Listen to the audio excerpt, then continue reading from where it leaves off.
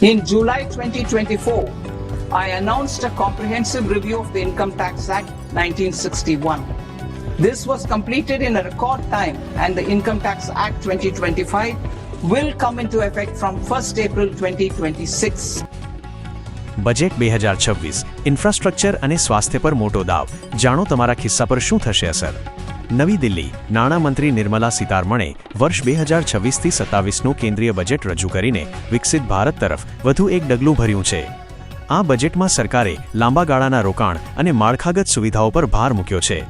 જો કે મધ્યમ વર્ગ જે ટેક્સમાં મોટી રાહતની આશા રાખી રહ્યો હતો, તેમને સ્લેબમાં કોઈ ફેરફાર ન મળતા મિશ્ર પ્રતિસાદ મળ્યો છે. 1.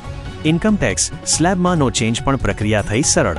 ટેક્સના મોરચે સરકારે સાવચેતીભર્યું વલણ અપનાવ્યું છે. જૂની કે નવી ટેક્સ વ્યવસ્થાના દરોમાં કોઈ ફેરફાર કરાયો નથી, પરંતુ ટેક્સપેયર્સની સુવિધા માટે એક મહત્વની જાહેરાત કરવામાં આવી છે.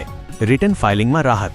અત્યાર સુધી રિવાઇઝ્ડ રિટર્ન ફાઇલ કરવાની છેલ્લી તારીખ 31 ડિસેમ્બર હતી, જેને વધારીને હવે 31 માર્ચ કરવામાં આવી છે. આનાથી એવા લોકોને ફાયદો થશે જેઓ ભૂલથી ખોટી વિગતો ભરી દે છે. સરળીકરણ. ટેક્સ પ્રક્રિયાને વધુ ડિજિટલ અને પેપરલેસ બનાવવાની ખાતરી આપવામાં આવી છે. 2.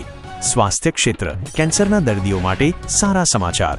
આ બજેટનું સૌથી મોટું જમા પાસું સ્વાસ્થ્ય ક્ષેત્ર છે. સરકારે ગંભીર બીમારીઓની સારવાર સસ્તી કરવા પર ભાર મૂક્યો છે. જીવન રક્ષક દવાઓ, કેન્સરની 17 મુખ્ય દવાઓ પરથી કસ્ટમ ડ્યુટી, આયાત શુલ્ક સંપૂર્ણપણે હટાવી દેવામાં આવી છે. આનાથી વિદેશથી આવતી મોંઘી દવાઓના ભાવમાં મોટો ઘટાડો થશે. રેર ડિસીઝ, દુર્લભ રોગો. 7 પ્રકારના દુર્લભ રોગોની દવાઓ પર પણ ટેક્સમાં છૂટ આપીને દર્દીઓને મોટી રાહત અપાઈ છે. નવી સંસ્થાઓ.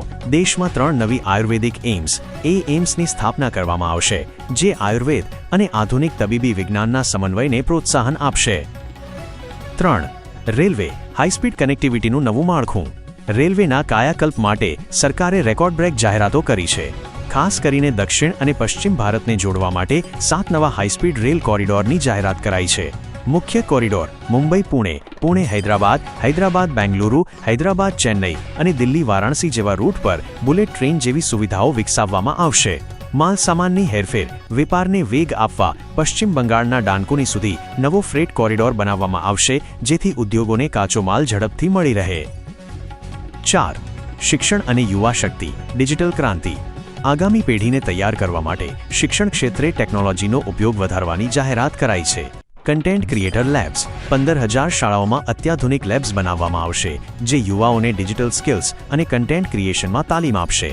દીકરીઓ માટે શિક્ષણ. દેશના દરેક ખૂણે શિક્ષણ પહોંચાડવા 800 જિલ્લાઓમાં ખાસ ગર્લ્સ હોસ્ટેલ બનાવવામાં આવશે. Biopharma mission. 10,000 રૂપિયા કરોડના ફંડ સાથે બાયોટેકનોલોજી ક્ષેત્રે સંશોધનને વેગ અપાશે. નિષ્કર્ષ. બજેટ 2026 એ મધ્યમ વર્ગ માટે રાહત આપનારું ઓછું અને દેશના ભવિષ્યના નિર્માણ માટેનું બજેટ વધુ જણાય છે. સ્વાસ્થ્ય અને પરિવહન ક્ષેત્રે થયેલી જાહેરાતો સામાન્ય જનતાના જીવનધોરણમાં લાંબા ગાળે સુધારો લાવશે.